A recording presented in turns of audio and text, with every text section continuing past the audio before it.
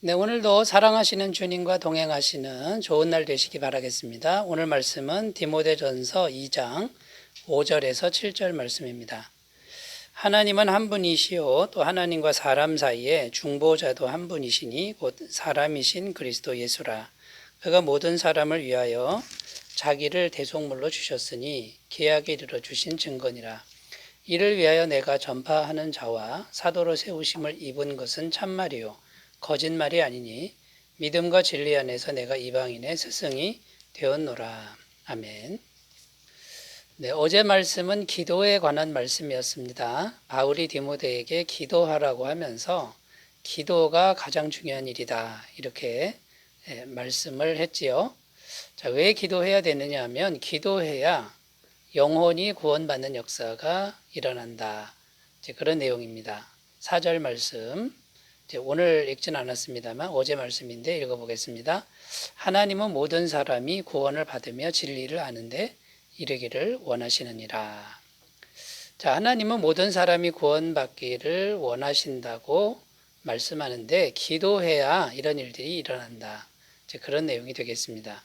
자, 오늘 말씀의 내용은 뭐냐면 기도하면 구체적으로 어떤 과정이 펼쳐지느냐 이런 주제입니다. 그래서 기도하면 구원의 역사가 일어나는데 어떤 과정을 거쳐서 구원의 역사가 일어나느냐 이런 내용이 되는 것인데요. 하나씩 살펴보면서 은혜를 나누겠습니다. 자, 첫 번째 과정은 성도가 기도하면 예수님이 들으신다라는 것입니다. 5절 말씀 읽겠습니다.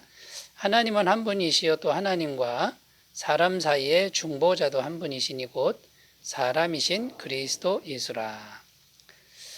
이 말씀에 보면 하나님도 한 분이고 하나님과 사람 사이에 중보자도 한 분이라고 이제 말씀하고 있습니다.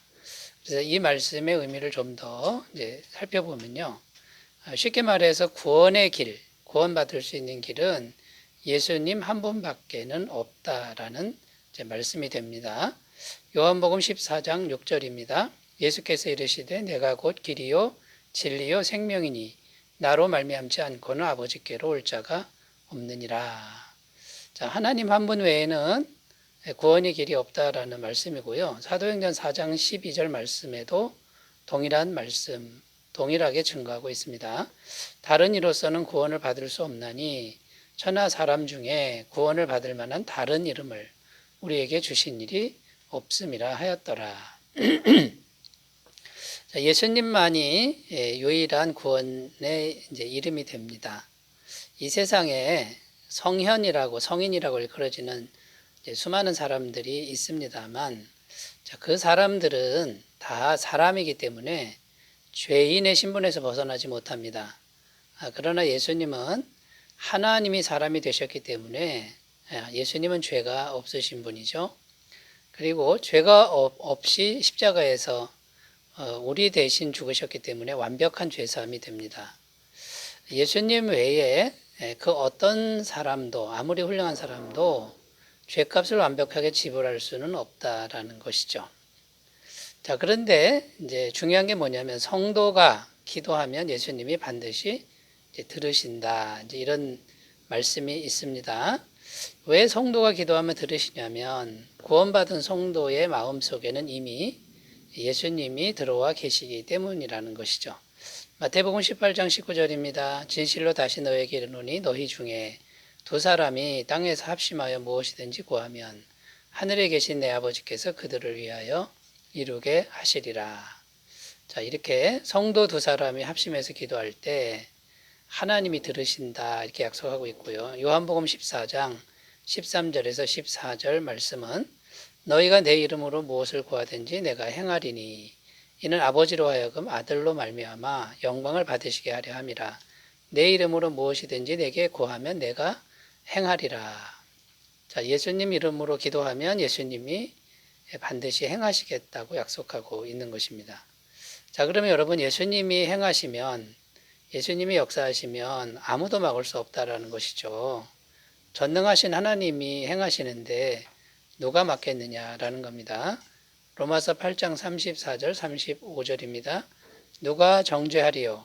죽으실 뿐 아니라 다시 살아나신 이는 그리스도 예수시니 그는 하나님 우편에 계신 자요 우리를 위하여 간구하시는 자시니라. 누가 우리를 그리스도의 사랑에서 끊으리요 환난이나 곤고나 박해나 기근이나 적신이나 위험이나 칼이랴. 아무도 예수님을 막을 수도 없고 또 예수님이 우리를 위하시니 우리를 정죄할 세력도 없다. 이렇게 지금 선포하고 있는 것입니다. 자, 그러면 여러분, 성도인 우리가 기도하면 예수님이 반드시 들으신다는 약속의 말씀이 우리에게 있으니 우리가 어떻게 해야 되겠습니까? 열심히 기도하는 일을 해야 되겠지요. 우리가 구체적으로 기도를 어떻게 할지를 계획을 세워보시는 귀한 계기가 되셨으면 좋겠습니다. 자, 첫 번째, 성도가 기도하면 예수님이 반드시 들으신다. 이런 주제로 살펴봤고요. 두 번째 주제로 가겠습니다. 두 번째, 예수님은 우리 죄를 영원히 사해 주신다라는 것입니다. 그러니까 기도하면 구원의 과정이 뭐냐면 예수님이 기도를 들으시고 움직이신다. 두 번째는 예수님이 우리 죄를 영원히 사해 주신다. 이제 이렇게 되겠죠. 6절입니다. 그가 모든 사람을 위하여 자기를 대속물로 주셨으니 기약에 이르러 주신 증거니라. 자, 여기 보면요. 모든 사람을 위하여 대속물로 주셨다. 이렇게 기록하죠. 예수님이 십자가에서 못 박히셔서 피 흘리시고 죽으신 그 사건을 의미하는 겁니다. 그 대속의 은혜입니다. 우리 죄를 대신해서 죽으신 죄사함의 은혜를 말씀하고 있는 것이죠. 자, 그러니까 성도인 우리가 기도하면 예수님이 죄사함의 은혜를 주신다라는 겁니다. 그 영혼들로 하여금 이 진리가 믿어질 수 있도록, 전에는 믿어지지 않았는데 기도하면 믿어질 수 있도록 예수님이 역사하신다라는 것이죠. 에베소서 2장 8절 9절입니다. 너희는 그 은혜에 의하여 믿음으로 말미암아 구원을 받았으니 이것은 너희에게서 난 것이 아니요 하나님의 선물이라. 행위에게서 난 것이 아니니 이는 누구든지 자랑하지 못하게 함이라. 자, 은혜에 의하여 믿음으로 말미암아 구원을 받았다. 이렇게 되어 있습니다. 사람의 행위가 전혀 들어가지 않습니다. 하나님의 100% 은혜인데 믿을 수 있도록 하나님이 또 은혜를 주셔서 믿음을 통해서 그냥 받아 누리는 이것이 구원이라는 것이죠. 기도할 때 이런 일이 일어난다라는 것이고요. 데살로니가 후서 3장 2절입니다. 또한 우리를 부당하고 악한 사람들에게서 건지시옵소서 하라. 믿음은 모든 사람의 것이 아니니라. 여기 보면 믿음은 모든 사람의 것이 아니다. 이렇게 기록하는데 우리가 믿고자 한다고 해서 다 믿어지는 것은 아니다라는 것이죠. 우리가 믿음을 가진 것도 역시 예수님께서 역사하신 결과다라는 것입니다. 두 번째는요, 이 믿음은 인간적인 능력으로는 절대 믿어지지 않는다. 오직 성령님의 능력으로 된다라는 것이죠.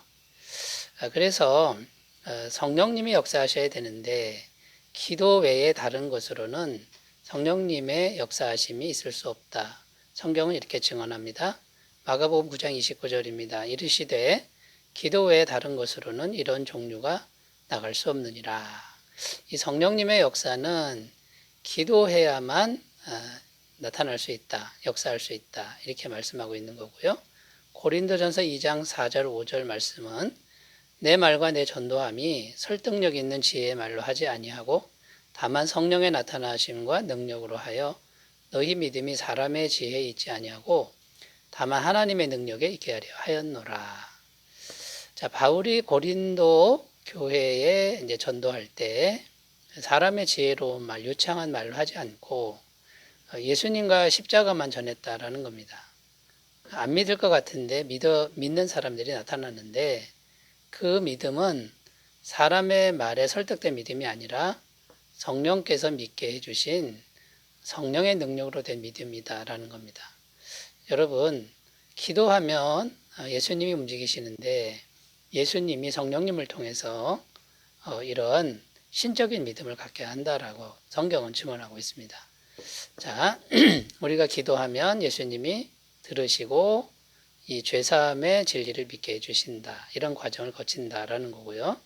자, 세 번째 주제로 가겠습니다. 세 번째 주제는 우리가 기도하면 예수님은 성도인 우리를 전도자로 만들어 주신다라는 것입니다. 7절입니다. 이를 위하여 내가 전파하는 자와 사도로 세우심을 입은 것은 참말이요 거짓말이 아니니 믿음과 진리 안에서 내가 이방인의 스승이 되었노라. 아멘. 이 말씀에 보면 내가 전파하는 자와 사도로 세움을 입은 것은 참말이요 거짓말이 아니다. 여기 보면 참말이다 이걸 강조하는 거죠. 진짜다 이렇게 말하는 그런 뉘앙스입니다. 왜 이렇게 말하냐면 바울을 공격하는 사람들이 있었다는 겁니다. 바울은 가짜다 이렇게 말하는 사람들이 있어서 바울은 아니다 나는 진짜다 이렇게 말을 하는 것이죠.